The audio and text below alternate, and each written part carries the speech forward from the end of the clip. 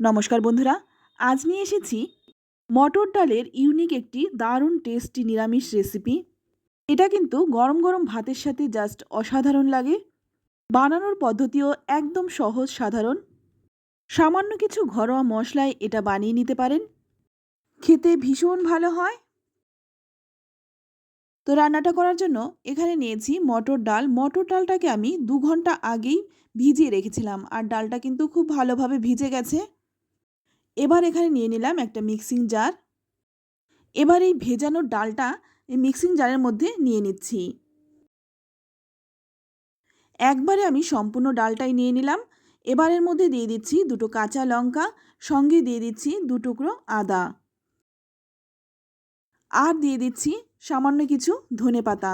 অবশ্যই এই ধনেপাতাটা দেবেন। ধনেপাতাটা দিলে এর গন্ধটা কিন্তু ভীষণ ভালো হয়, খেতেও ভালো লাগে। এবার এটাকে একদম মিহি করে বেটে নেব। তবে আমি এটা বাটার সময় কিন্তু একদমই জল দেইনি, জল ছাড়া বেটে নিতে হবে। জল দিলে কিন্তু পাতলা হয়ে যাবে, সেক্ষেত্রে কিন্তু ভালো হবে না। তাই জল ছাড়া খুব ভালো করে বেটে নিলাম। বেটে তারপর অন্য একটা পাত্রে আমি নিয়ে নিলাম। এবার আমি এর মধ্যে দিয়ে দিচ্ছি স্বাদমতো লবণ, আর দিয়ে দিচ্ছি সামান্য একটু হলুদ গুঁড়ো। লবণ আর হলুদ গুঁড়োটা দিয়ে খুব ভালোভাবে মিশিয়ে নেব। এটা যত ভালো মেশানো হবে ততটাই কিন্তু নরম হবে। তো এটা খুব ভালোভাবে মিশিয়ে নিয়ে তারপর পাশে রেখে দিচ্ছি। ততক্ষণে এখানে আমি নিয়ে নিলাম কয়েকটা আলু। আমি আমার পছন্দ মতো আলুটা নিয়ে নিয়েছি, তবে আপনারা কিন্তু আপনাদের পছন্দ মতো আলুটা নিয়ে নেবেন। তো আলুটা আমি ছোট ছোট টুকরো করে কেটে নিলাম। খুব একটা বড় করিনি, ছোট ছোট টুকরো করেই আলুগুলো কেটে নিয়েছি। এবার অপর দিকে কড়াই গরম করে নিয়ে এর মধ্যে দিয়ে দেব সর্ষের তেল। তবে আজকের রান্নাটা আমি সর্ষের তেলেই করছি। আপনারা চাইলে সাদা তেল দিয়েও রান্নাটা করতে পারেন। তবে যে যে তেল খেয়ে অভ্যস্ত সে তেলেই রান্নাটা করে নেবেন। তেলটাকে খুব ভালোভাবে গরম করে নিয়ে তারপর ছোট ছোট করে বড়া ভেজে নেব। এইভাবে রান্নাটা করলে যারা নিরামিষ খেতে অপছন্দ করে তারাও কিন্তু আঙুল চেটে খাবে। আমি বড়াগুলো দুবারে ভেজে নেব। তো প্রথম ব্যাচের বড়াগুলো দিয়ে দিলাম। বড়াগুলোকে খুব ভালো করে লালচে রং ধরিয়ে ভেজে নিতে হবে। তো প্রথমবারের বড়াগুলো ভেজে তুলে নিলাম। দ্বিতীয়বারের বড়াগুলো ভেজে নেব। তো প্রথমবারের বড়াগুলো ভাজতে ভাজতে তেলটা আমার কমে গেছে, এজন্য আমি আরেকটু তেল দিয়ে দিলাম। তারপর দ্বিতীয়বারের বড়াগুলো ভালো করে ভেজে তুলে নিচ্ছি। তো সবগুলো বড়া ভাজা হয়ে গেছে। এবার সমস্ত বড়াগুলো ভেজে তুলে নিলাম। বড়া ভাজার কড়াইয়ের মধ্যে দিয়ে দিচ্ছি আর 2 চামচ সর্ষের তেল। তারপর যে কেটে রেখেছিলাম আলুগুলোকেও খুব ভালো করে ভেজে নেব। প্রথমে আমি আলুগুলো নুন হলুদ ছাড়া শুধুই 2 মিনিটের মতো ভেজে নেব। তো আলুটার গায়ে যখন হালকা লালচে রং ধরে যাবে তখন এর মধ্যে দিয়ে দেব 3-4টে চেরা কাঁচা লঙ্কা। তো ঝালটা কিন্তু নিজেদের স্বাদ অনুযায়ী দেবেন। এবার এর মধ্যে দিয়ে দিচ্ছি সামান্য একটু লবণ, আর দিয়ে দিচ্ছি খুব সামান্য একটু হলুদ গুঁড়ো। লবণ আর হলুদ গুঁড়োটা দিয়ে খুব ভালোভাবে আলুটা ভেজে নিতে হবে। ভাজতে ভাজতে কিন্তু আলুটা 80% মতো সেদ্ধ হয়ে যাবে। তো আলুটা খুব ভালোভাবে ভেজে তুলে নিলাম। এবার একটা মশলা বানিয়ে নেব।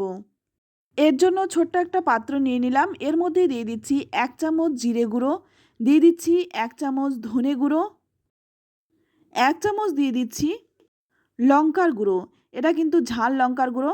আমি আগেও বলেছি, এখনও বলছি, ঝালটা কিন্তু আপনারা আপনাদের পছন্দ মতো দিয়ে দেবেন। দিয়ে দিলাম 1/2 চামচ হলুদ গুঁড়ো। তারপর শুকনো অবস্থায় মশলাটাকে খুব ভালোভাবে মিশিয়ে নিলাম। এবার এখানে দিয়ে দিচ্ছি 2 চামচ সর্ষের তেল। তেলটা দিয়ে মশলার সাথে খুব ভালোভাবে মিশিয়ে নিতে হবে। আর এই মশলাটা কিন্তু আপনারা রান্না করার আগেই বানিয়ে রেখে দেবেন।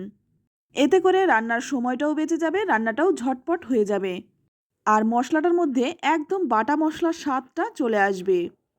কেউ খেয়ে বুঝতেই পারবেন না আপনি গুঁড়ো মশলা দিয়ে রান্নাটা করেছেন। তো সামান্য একটু জল দিয়ে খুব ভালোভাবে মিশিয়ে নিলাম। এবার দেখুন এখানে দিয়ে দিচ্ছি 1 ইঞ্চির মতো আদা আমি গ্রেট করে রেখেছিলাম, সেই গ্রেট করা আদাটা দিয়ে দিলাম। আদাটা দিয়েও খুব ভালোভাবে নেড়েচেড়ে মিশিয়ে নিতে হবে। আমি এখানে আদাটা গ্রেট করে দিয়েছি, আপনারা চাইলে কিন্তু আদাটা বেটেও দিতে পারেন। তো ভালোভাবে নেড়েচেড়ে মিশিয়ে নিয়ে একটা ঢাকা দিয়ে রেখে দেব। এবার অপর দিকে আলুটা ভাজার পরে যেই তেলটুকু ছিল তার মধ্যে ফোড়নে দিয়ে দিলাম সামান্য একটু গোটা জিরে, 2টো তেজপাতা, আর দিয়ে দিচ্ছি গোটা গরম মশলা। এর মধ্যে দিয়েছি শুধুমাত্র এলাচ আর দারচিনি। এবার ফোড়নটাকে খুব ভালোভাবে ভেজে নেব। ফোড়ন থেকে যখন সুন্দর একটা গন্ধ বেরোবে তখন এর মধ্যে দিয়ে দেব খুব সামান্য একটু হিং।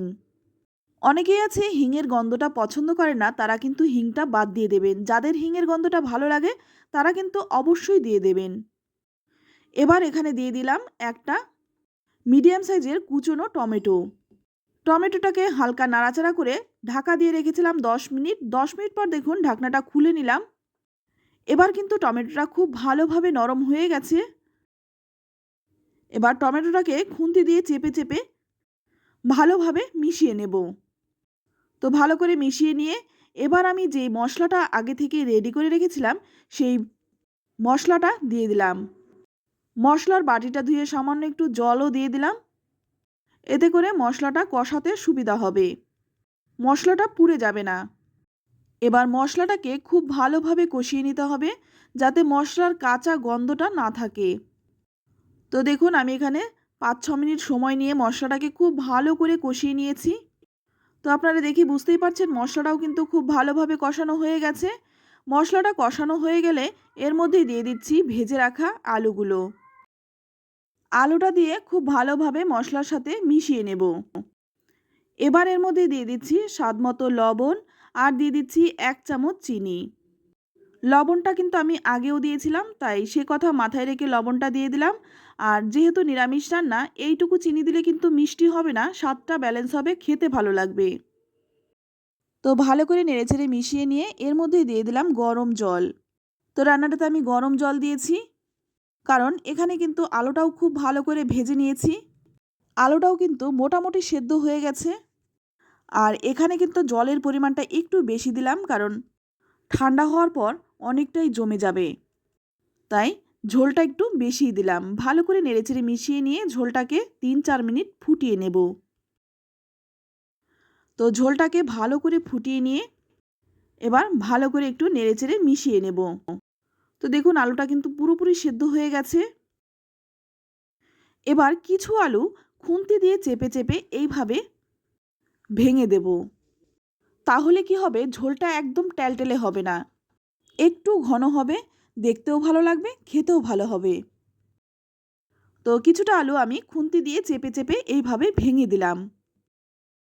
তারপর খুব ভালো করে একটু নেড়েচেড়ে মিশিয়ে নিয়ে এখানে দিয়ে দেব যে ডালের বড়িগুলো আমি ভেজে রেখেছিলাম, সেই ডালের বড়িগুলো দিয়ে দিলাম। আজকের রান্নাটা আমি অনেকটাই করেছি, তবে আপনারা কিন্তু আপনাদের পছন্দ মতো করে নেবেন। তো ডালের বড়িটা দিয়ে খুব ভালো করে নেড়েচেড়ে মিশিয়ে নিয়ে তারপর আবারও 2-3 মিনিট ফুটিয়ে নেব।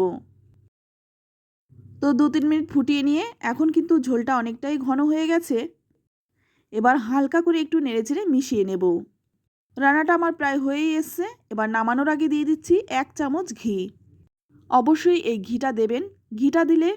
ঘিটা দিলে এর গন্ধটা ভীষণ ভালো হয়। তো ঘিটা দিয়ে ভালো করে নেড়েচেড়ে মিশিয়ে নিয়ে তারপর গ্যাসের আঁচটা বন্ধ করে ঢাকা দিয়ে রাখবো যতক্ষণ না পরিবেশন করছি। তো রেসিপিটি কেমন লাগলো অবশ্যই কমেন্টে জানাবেন। ভালো লাগলে লাইক, কমেন্ট, শেয়ার করবেন। আর আপনি যদি আমার চ্যানেলে নতুন হয়ে থাকেন চ্যানেলটা সাবস্ক্রাইব করে নেওয়ার অনুরোধ রইল। যারা নিরামিষ খেতে পছন্দ করেন বা নিরামিষ খান তাদের সাথে শেয়ার করুন। আশা করছি তাদেরও ভীষণ ভালো লাগবে। আজ এই পর্যন্তই, ধন্যবাদ।